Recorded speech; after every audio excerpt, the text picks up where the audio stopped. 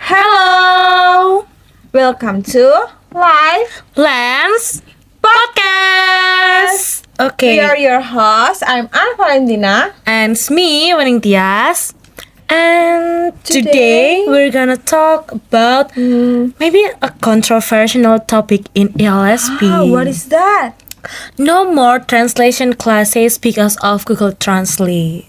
Interesting topic. Yeah, because as an ELSP student, sometimes we still use Google Translate to do our project assignment, right? Right, that's Yeah. right.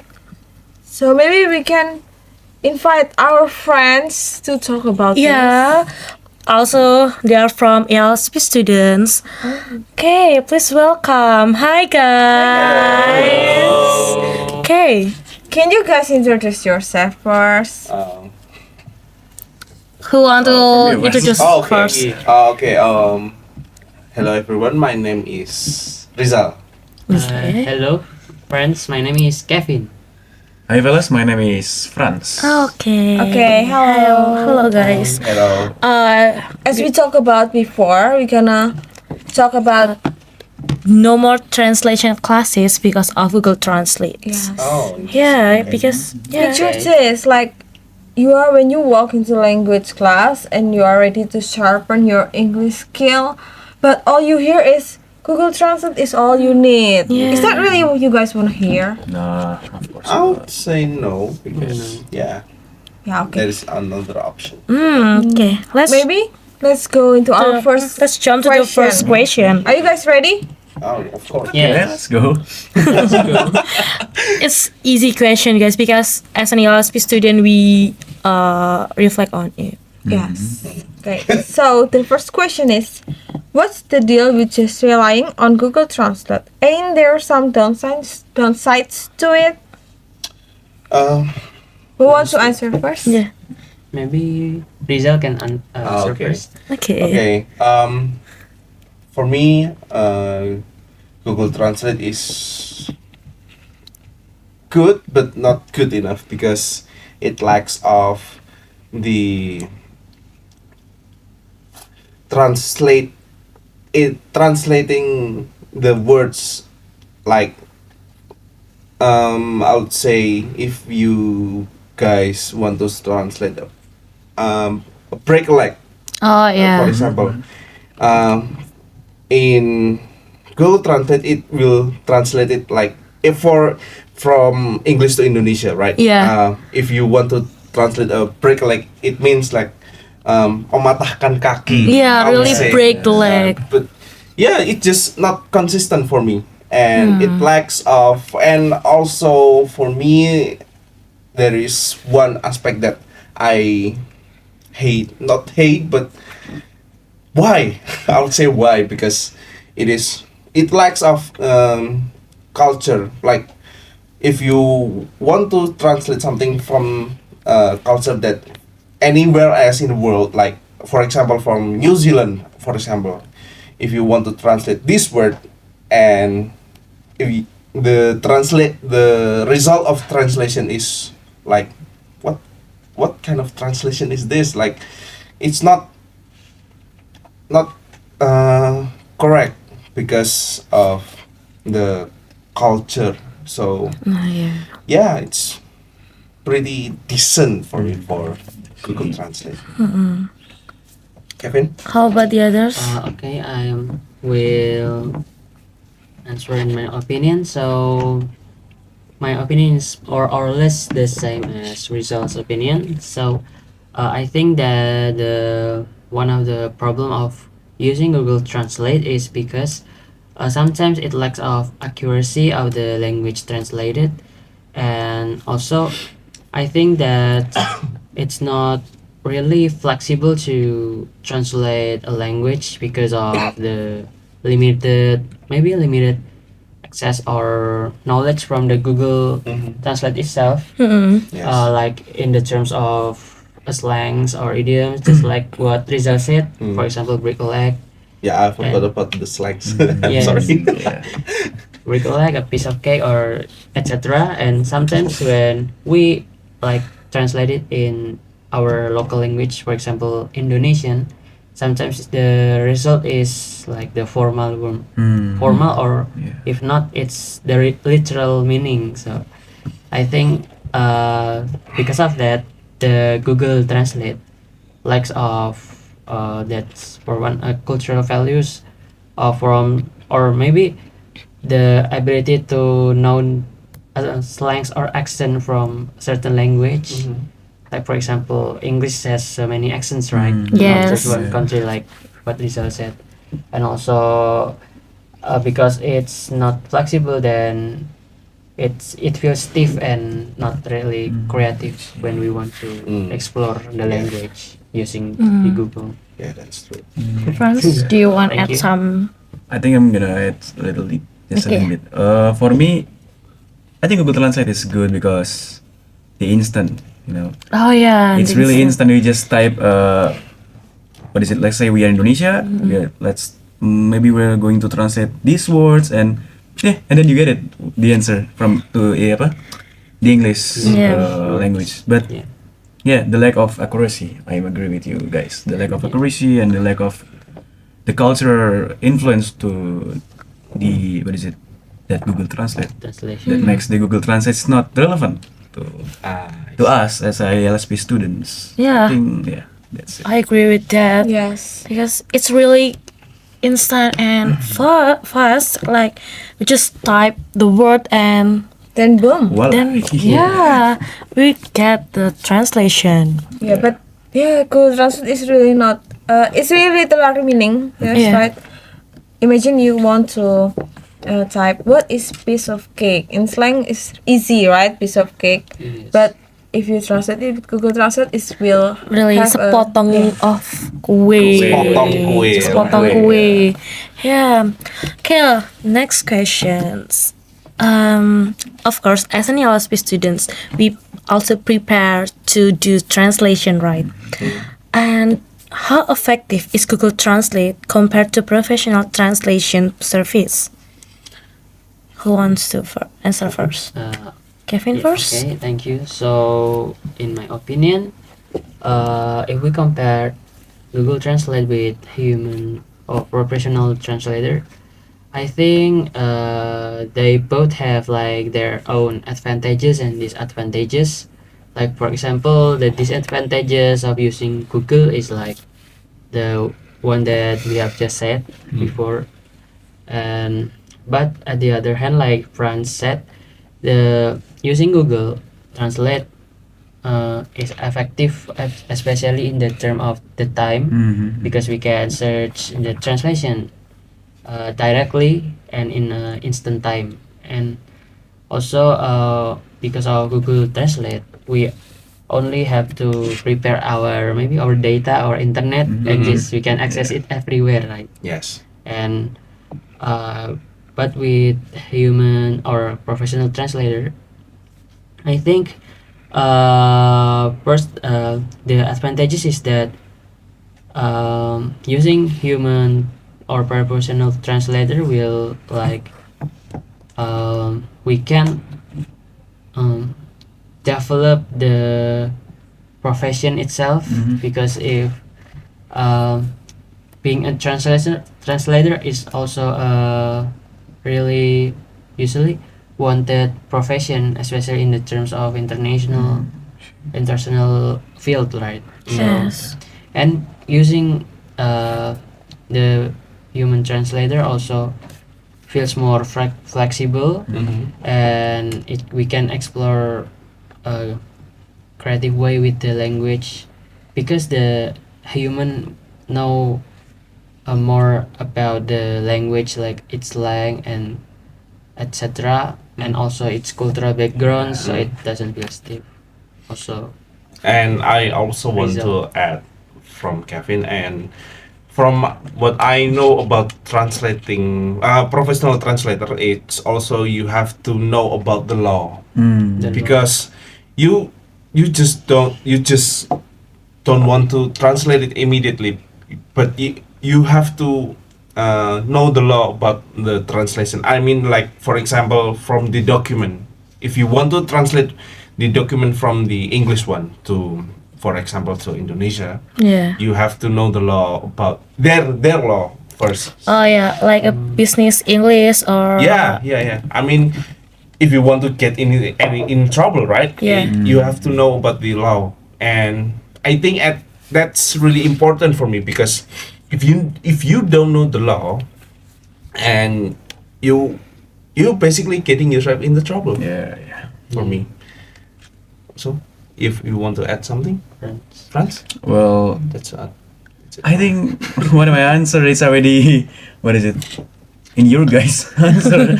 Or maybe I want to let a little bit, because the professional translator, it requires you to become a perfect, right? And you have to know the grammatical word, grammatical use, and Yeah, etc. etc. And yeah, that's, I think, if we want to become a professional translator, it's difficult, but I think it is what it is, and we have to learn.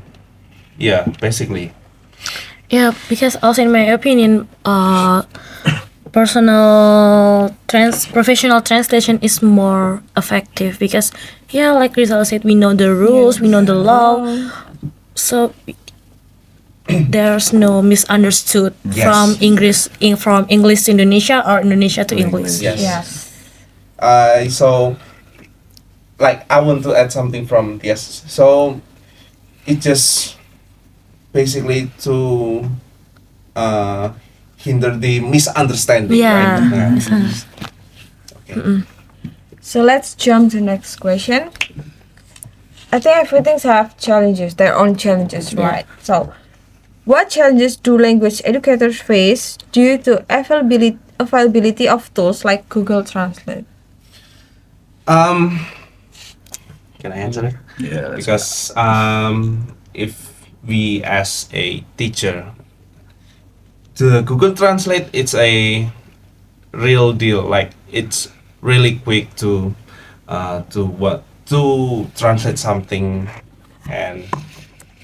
but if we want to translate from the Google itself, the Google translation, and you are the teacher also, and you have to basically know what the students, what basically wants to know the student is the grades itself. And if you don't want to misunderstand from the view of point and our viewpoint, right? Point of And view. point of view, sorry. And also, yeah, basically you have to use the Google Translate professionally, and you do not want to mess around the Google Translate from teacher perspective.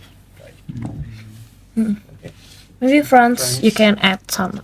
I think for me the challenges as the educator is, let's say you are teaching in class and you are what is it? Just making everything in English, and then your students translating with Google Translate, and then here, what is it? Start to say what the Google Translate actually give to them, and then it's wrong, and then you're, what is it? Need to Explain it. Explain it. Yes, again. explain it. So I think the challenges is just make the student not trying to rely on the Google Translate, because there are still a lot of website, and maybe they can study on their own. Yeah, you That's know. correct. Hmm. It's true. How about you, Kevin? So from me, I think that using Google Translate, especially if I'm in the position of educator, then I think it's really beneficial. First, because it's students can access it everywhere, and also they have it in their own phone, and I think it could become a good learning media, Mm-hmm. and especially like Franz said, to learn at home, or maybe when the educator not available. But I think the educator also has to know the the boundaries of using the Google Translate, because the Google Translate itself is not 100% accurate. Correct. Yes. And also if students just translate it without putting much effort Yeah. on the lesson itself, then I think the students also will be more reliable to the app, and they cannot like train their language or linguistic ability like grammar and anything else that doesn't offered by the Google Translate. And also maybe in the expression itself. Yes. Yeah. The uniqueness of the language. Yes. I'm 100% agree with them. Yeah. Boundaries is so important. Yeah, it's challenging, really challenging for the teachers to make the boundaries about that. Okay, and because we already know the challenges about it, how should the teachers switch up their game with all this technology taking over? How we, as educators, how we can switch it, how we can make a change. Yes. Difference. You No, you can go go first, Kevin. Okay. I think it's more or less the same like I have said before, that the rise of the technology can be a threat, but also can be a opportunity to adapt to the new era, and also to manage it as a learning media. What is important is that both of the teacher and the student have to know the boundaries, and they have to use it wisely. Because but how I think that how advanced is the technology, but human are more advanced, and human can also maybe have more creative determination on the language, how they speak the language. And I think that beside the rise of the technology, student and teacher have to keep the originality of using the language like that. Thank you. Talking about the media for learning, right? And Yes. teacher can also use the other apps besides Google Translate. Like for example, if you know about quizzes, Yeah, Yeah. quizzes. yeah, you can basically use that to teach students in the class, because I think quizzes for me it's quite interesting, because the option for the application from the quizzes itself, it's quite unique, and also based from the pandemic COVID, right? And we have to use our internet 100% for learning. From that perspective, I could see that applications that use online based, like either quizzes or what is it? I forgot another one. Kahoot. Kahoot. And Kahoot, it's a good example for instead of using Google Translate, Yeah. media learning for student. Yeah. You want to add some? I think I'm good. Okay. They already answered. They already answered all of the question. Right? Yeah, no. Unfortunately. Maybe let's get into the bottom line of this topic. Google Translate can do anything, right? Yes. Honestly. So why we still need humans for translation? Maybe Franz can Answer first, because you always Okay. come to last. Well, why we still need human? Because I think it's really simple, when we are a teacher, let's say, and then our student need help, then we can approach in humanist way. We can let's say asking about what is your problem. Can a Google Translate do that? No. Right? See? No. So yeah, we still need humans. Yeah, I know humans not 100%, let's say, smarter than AI, you can say, Yeah. but from the heart. Oh yeah. I Because we see. used to Yes, have. we use the heart to approach the students. Mhm. Yeah, we use feelings. Yeah. Yes. The Google Translate doesn't have feelings, so yeah, the feelings, the humans. And I would say if we talk about AI in translation, right? Mm.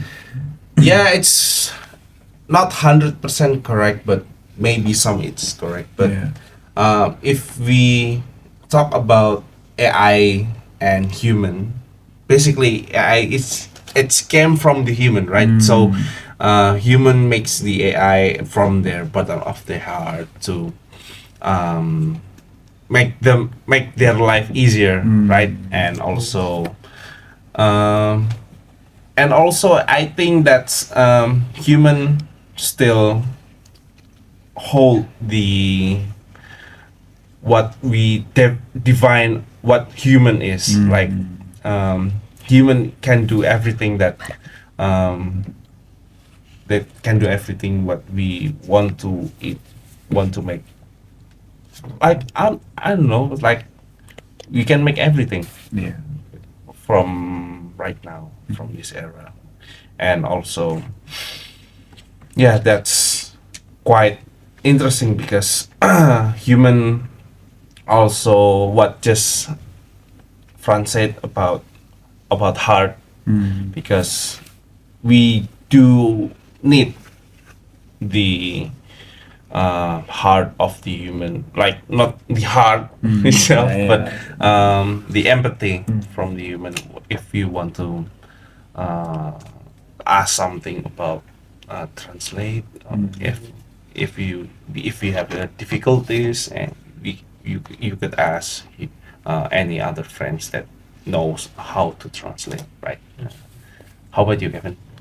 For me, I think that, like just what you said, that technology come from human, right? Yes. First, and human create technology. So I think that human brain are more advanced Yes. than AI. However, whether if the AI is really sophisticated or high tech, but human brain is more complex and also creative than AI. Mhm. And as like Fran said, that uh, teaching by AI or like technology, maybe it will be feel monotonous, like Flat, right? yeah, flat, or maybe even boring. We don't know. But if a human was put into or involved in the learning, then especially like teacher or friends and everyone that we can include on our learning progress, I think that they can support us during learning. They can show their passion from their heart, like you said, and also yeah, it will be more fun because Emotion, right? yes, emotion Yes. and creativity from the human itself. Yeah, I'm 100% agree with what Fran said. We still need the humans because we need the feelings, emotion. We should Yes. put that in learning because to get more deep, Deep involved. deep and involved. Humans and humans, right? Yeah. And that wraps up our episodes today. Mm-hmm. Yay! Right. So I think that's all. Yeah, that's all from this Life Lens podcast. That in the end we still need a translation classes because but human is more than Google Translate. And also we want to thank you to inviting us, three of us here, and Yeah. Yeah, thank you You too too. for coming to. Yeah, to share your opinion about this topic with us. Thank you for the operator behind this. Yeah, thank you for the Thank you. operator. And Mm, let's close it. Why? yeah, we need to close it. It's sad to close this episode because I want to know more. Honestly. Yeah, it's Okay, so we are your hosts. and then sign signing out. Bye bye.